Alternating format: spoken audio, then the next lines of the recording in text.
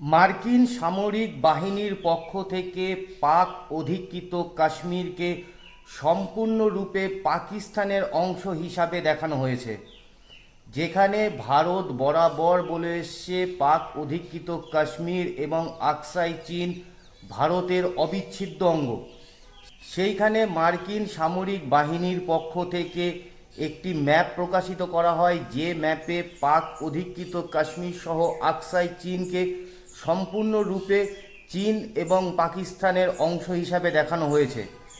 ভারত তার বিভিন্ন মঞ্চে অর্থাৎ আন্তর্জাতিক মঞ্চে ভারতের পক্ষ থেকে পরিষ্কার একটি বার্তা দেওয়া হয়েছে যে এই দুটো বিষয়কে ভারত তার নিজেদের অবিচ্ছেদ্য অঙ্গ হিসাবে মানে এবং তৃতীয় কোনো ব্যক্তির হস্তক্ষেপ ভারতের পক্ষ থেকে স্বীকার করা হবে না।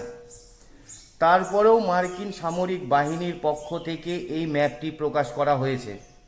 কি রয়েছে বিস্তারিত আলোচনা করব আজকের এই ভিডিওতে। নমস্কার, আপনারা দেখছেন এন বাংলা সংবাদ। বিষয়টি উঠে আসে মার্কিন সামরিক কমান্ডো বাহিনীর নাম পরিবর্তনকে কেন্দ্র করে। দীর্ঘদিন ধরে ইন্ডিও প্যাসিফিক কমান্ডো নামে পরিচিত এই সংস্থাটি এখন প্যাসিফিক কমান্ডো নামে ফিরে যাবার সিদ্ধান্ত নেয় এবং তাদের এরিয়া অফ রেসপন্সিবিলিটি বা AROতে একটি ম্যাপ প্রকাশিত করা হয়, যে মানচিত্রে দেখানো হয়েছে পাক অধিকৃত কাশ্মীর এবং আকসাই চীন।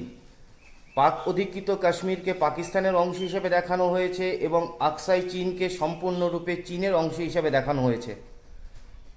মার্কিন সরকার বা মার্কিন সামরিক বাহিনীর পক্ষ থেকে বহুবার এই রকম বিতর্কিত মন্তব্য বা বিতর্কিত পোস্ট কিন্তু করা হয়েছে।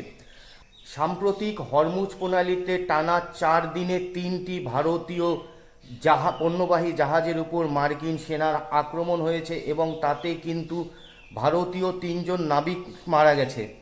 এবং এই বিষয়টি নিয়ে ভারত এবং আমেরিকার মধ্যে যে সম্পর্ক, সেই সম্পর্কে কিন্তু কিছুটা তিক্ততা শুরু হয়েছে।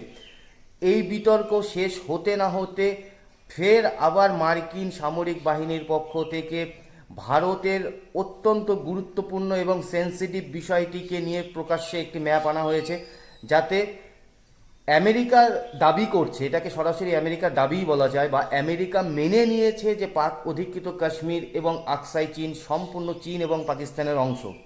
ভারত যে দীর্ঘদিন ধরে দাবি করে এসছে যে পাক অধিকৃত কাশ্মীর এবং আকসাই চীন ভারতের অবিচ্ছেদ্য অঙ্গ, সেইটাকে কিন্তু সরাসরি আমেরিকা প্রশাসনের পক্ষ থেকে এটাকে মান্যতা দেওয়া হলো না।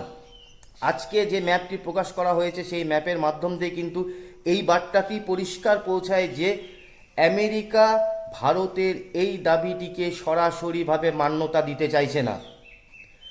আমেরিকার কাছে এখন পাকিস্তান এবং চীনের গুরুত্ব সবচেয়ে বেশি, কারণ ইরান যুদ্ধে আমেরিকা যেভাবে তার নাকানি চুবানি খেয়েছে বা যেভাবে তার হারের সম্মুখীন হতে চলেছে, সেই কারণের জন্যই ইন্ডিয়ান ওশানে বা দক্ষিণ এশিয়াতে তার নিজস্ব দাদাগিরি কায়েম রাখবার জন্যই কিন্তু আমেরিকার পক্ষ থেকে পাকিস্তান এবং কিছুটা হলো চীনকে খুশি রাখবার জন্য কিন্তু এই ম্যাপটি প্রকাশ করা হয়েছে। কারণ ডোনাল্ড ট্রাম্পের পক্ষ থেকে কিন্তু বারবার ভারতকে জানানো হয়েছে যে তারা যদি আমেরিকার কথা মতো না চলে, তারা যদি রাশিয়া থেকে তেল কেনে, তাহলে পরে এখন 50% থেকে 500% পর্যন্ত শুল্ক বৃদ্ধি করা হবে। কোনোভাবেই তারা যেন রাশিয়ার সাথে কোনো সম্পর্ক না রাখে। এবং ভারত কিন্তু আমেরিকার এই কথাটিকে সম্পূর্ণরূপে গুরুত্ব দিচ্ছে না, যার ফলে ভারতকে চাপে রাখবার জন্য আমেরিকান ইস্টার্ন প্যাসিফিক কমান্ডো বাহিনীর পক্ষ থেকে এই ম্যাপটি প্রকাশ করা হয়েছে, যাতে কিছুটা হলেও রাজনৈতিকভাবে ভারতকে চাপে রাখা যায়।